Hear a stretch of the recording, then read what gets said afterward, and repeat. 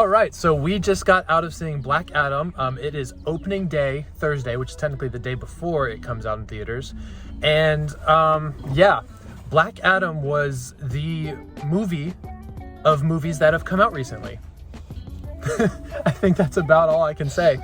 We're doing something different this time. This is completely unedited. This is unplanned, unscripted. We wanted to call it something like Car Conversations, but until we can come up with something more creative with that, then it's going to be Car Conversations. So my wife and I are going to give you guys our thoughts on the movie, what we thought about it, and what this could mean for the future of the DC universe. So with that being said, this movie technically has been on the ground, at least in the concept, for I'd say almost 15 years, because I think back in 2007, Dwayne Johnson was really interested in playing Black Adam, and I'm assuming through a bunch of studio interference, a lot of this, a lot of that, a lot of talk, probably with a lot of studio backlash. There's probably a reason why it hasn't been made until now, but he finally got his wish. He got to be Black Adam, and going into this, I can definitely say I had a lot of, dare I say, concerns, because I know Dwayne Johnson has the physique to play Black Adam, but there's a lot of his mannerisms that I saw in the trailer that I wasn't necessarily, I wouldn't say put off by, but I was a little surprised as to the lack of commitment from his perspective. Because you got to think, I know you don't really know much about Black Adam from the stuff you know, but I know from like the video games that I've played and the comics I've read, he has more pointy ears, he has a very strong Egyptian accent, and most of all, he's not so much an anti-hero, he's more so of a straight up villain. And I was really curious how they were going to do that with this movie, because it seems like recently almost every single villain is portrayed in an anti-hero light, where there's always got to be some kind of redeemable qualities about them. They're not truly a villain, they're just misunderstood. And I think the trailer for me kind of heightened those fears, and so that's what I was afraid of going in, is okay, he's going to be just like any other anti-hero. He's going to kill people, but he's going to deep down inside really want to be a force for good. And I was really afraid of what that would turn into. So that's just kind of what I came into this movie expecting, and we both agreed going into it. Like, we'd keep our expectations really low. We weren't really going to expect much out of this. To be honest, if it was just an enjoyable popcorn movie, then we could call that a win and go home and be like, all right, yeah, it was pretty good. But I don't know about you, but I probably wouldn't even go so far as to say that was a popcorn level movie. No, I mean, for me personally, not having the background of knowing much about just, I guess, this portion of the world of DC, I kind of did not like Dwayne "The Rock" Johnson's portrayal of the character. I mean, just from what I know, it was very square. So he had one facial expression the whole time. So let me tell you this. If you're ever interested in being in a DC movie and you have the same level of street cred as Dwayne Johnson, all you're going to do is this. And look to the side, and then look to the other side. And that's it. Ladies and gentlemen, I've just given you the exact portrayal of Dwayne Johnson's performance in this movie. And I agree, that was extremely off-putting, because I could tell straight up, like, I know, okay, so this is the monkey, this is kind of not the monkey on my shoulder, but the elephant in the room is, the monkey on my shoulder, whatever. The elephant in the room is, everybody knows Dwayne Johnson plays the same character in every single movie he's in. Everybody knows that. I mean, Jumanji,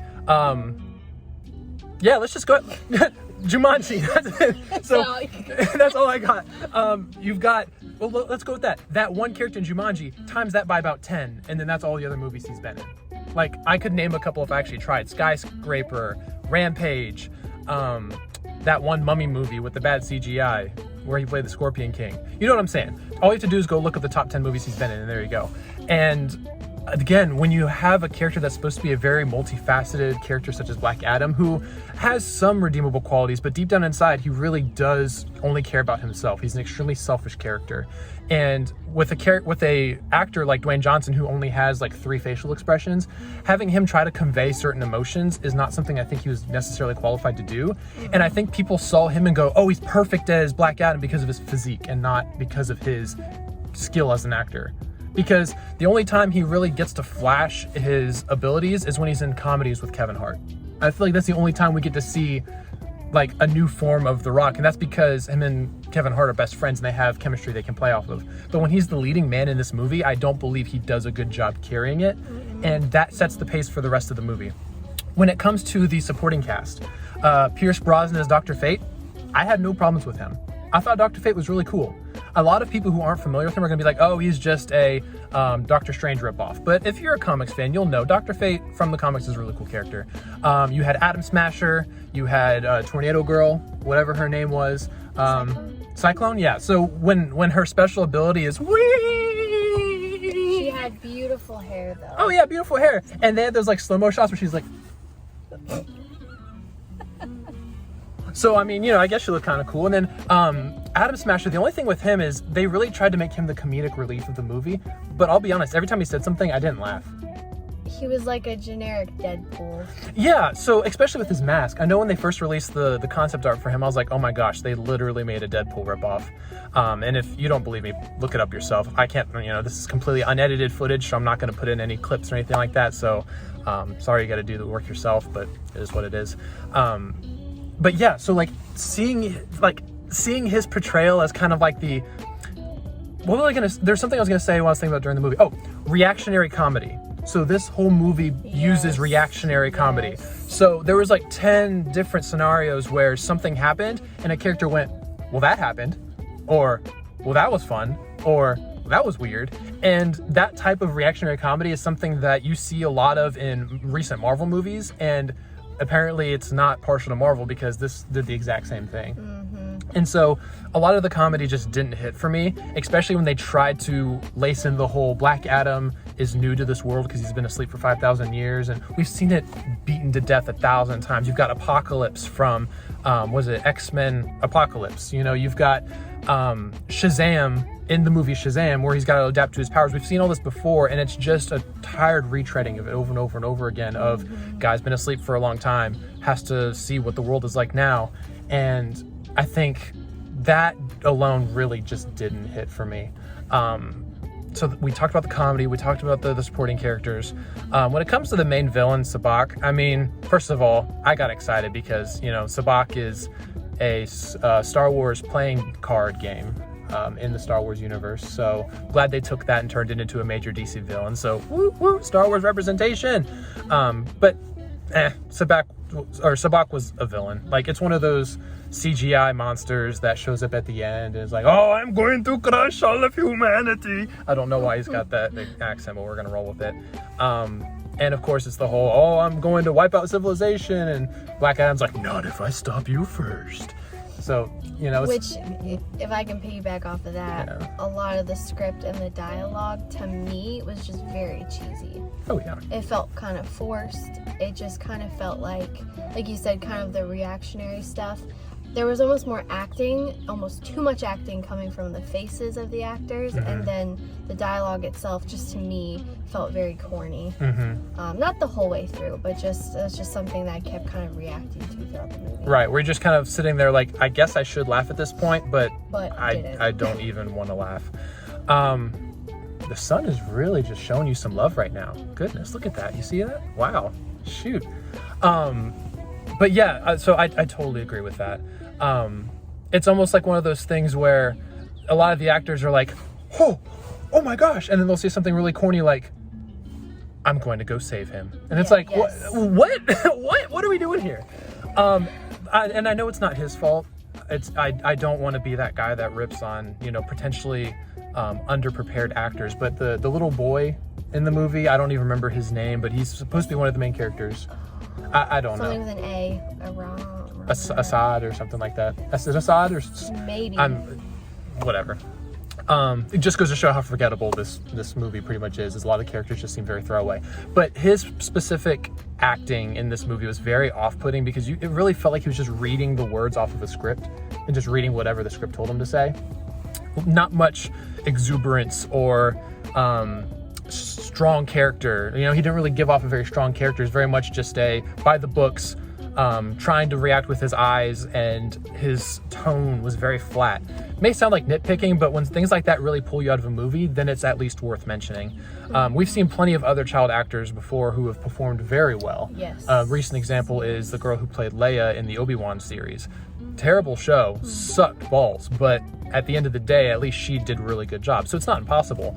I just really felt like potentially he might have been miscast. I'll be honest, I don't know if you'd say the same thing, but I will say on a positive note, I'd say about over halfway through, I at least was entertained by when things started to hit the fan and then there was these big action sequences. At least for me, that was pretty entertaining because that's what I wanted from this movie, was to be entertained. And every time there was not something flashing on the screen, I found myself just kind of sitting back and going, there's so many other things I could be doing with my time right now. I know you had something, you mentioned the CGI when we were in there, but how did you feel about the CGI? I know I don't think we were quite on the same page with that, but it particularly hit me at the beginning of the movie when it opened up with, I think it was like a kid who was narrating, and then it was like back in the olden times and all that kind of stuff. But I just thought that the narrating was really kind of monotone and a little, like, I don't know, lackluster, and then the CGI itself just seemed kind of dull. I just kind of found myself being taken out of it in a way. Yeah, like literally in the first 2 minutes of the movie. And I could totally see where you're coming from. I know for sure there's a couple points where I was like, oh, the CGI really isn't that bad, but I don't think that alone should be a indicator that it's a well put together. No, because I mean, going back to what you said just a moment ago, there definitely was at least one scene, I know which one it was at the end of the movie, that I thought was probably the coolest out of all of them. Was it when they were fighting Sabak? Yeah. And like Dr. Fate was producing, or I guess Hawkman was producing like different forms of himself, and they were all kind of ganging up together. And Black Adam and him worked together. Yeah. And then he, here's Johnny. Yeah. But again, that's one of those things where a few cool scenes doesn't equal to a great movie. But also, just because it's not perfect doesn't mean it's not a good movie either. Right. And there's probably going to be a lot of people out there that are going to watch this movie and go, you know what, it's not the greatest movie out there, but I really enjoyed it. And so I think our reaction to just seeing the movie is probably going to be, probably tempered throughout the years. I mean, we're not going to, sit down on a Friday night and be like, oh, I can't wait, pop in Black Adam. This is the stuff you can't edit out, people. We're not going to sit down on a Friday night and go, oh, pop in Black Adam, I can't wait to watch that again. Like, it's one of those, watch it, set it, forget it, move on. Check it off your list. Yeah. To say you've watched it. Because when you're a part of the DCEU, you want to watch the movies that are in there so that you're caught up in case something happens in the future. And without going into spoilers, this definitely does set up potentially what could happen next in the DCEU. But again, our opinion on this is not us saying you should not watch it because you're not going to enjoy it. Because you may find certain parts of this enjoyable that we necessarily didn't find engaging. And that's totally okay. I just think with the recent movies and TV shows being put out by both Disney and DC, Disney in general, along with DC on the side, because Disney kind of covers the Star Wars and the Marvel, and then DC's kind of over here falling apart. And I feel like with all of the recent products we've had, I think we need to start really demanding better quality, like in everything. And I feel like the studios have been very complacent with just putting out meh stuff that makes us go, eh. But at the end of the day, we still just paid $12 a ticket to go see the movie. So at the end of the day, they probably don't really care what we think about it. They're just happy that they got our money. And I guess in that case, they've kind of won because, they got us keep coming back. But the very least we could do is at least express our thoughts and, put it on the internet for the world to see, because I want to make sure that we are comfortable with expressing what we want to express. And hopefully if there's somebody out there who agrees with the same points that we made, or potentially even had some more things they wanted to say, go ahead and leave a comment down below. I'd really like to hear what you guys think. Other than that, was there really anything else you wanted to add about the movie? I mean, even for you and I who are married, we both enjoy this kind of thing. You have more knowledge, I don't. And we both just had a back and forth about liking or disliking different or the same things. It's possible just to go in with expectations or none and just enjoy it for what it is. Preferably none. I've had to do that a lot recently, where I go in mentally going, all right, if I don't expect anything, then I won't be disappointed. But I think even with this, I came in being like, all right, at least hopefully it'll be a nice little blockbuster. But I came out being like, I couldn't even, I got bored. I got bored halfway through, and I just... You know what? It was a movie date. It was a movie date. It was an excuse to... That's what it was. It was an excuse to get out and go to the movie theater, which is always a good thing. So that is a pretty nice positive spin. And that's why I appreciate you. But with that being said, guys, I want to turn it over to you. Let me know in the comments below. Have you seen Black Adam yet, and did you like it? And if you didn't like it, I'd really like to hear your opinion. This should be coming out probably on the day that Black Adam comes out in theaters, so this is a completely non-spoilery review. Take some time to go see it.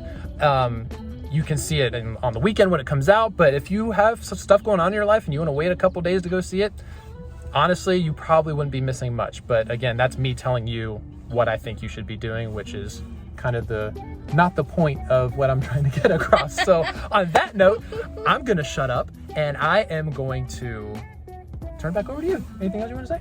Thanks for watching. Thanks for watching.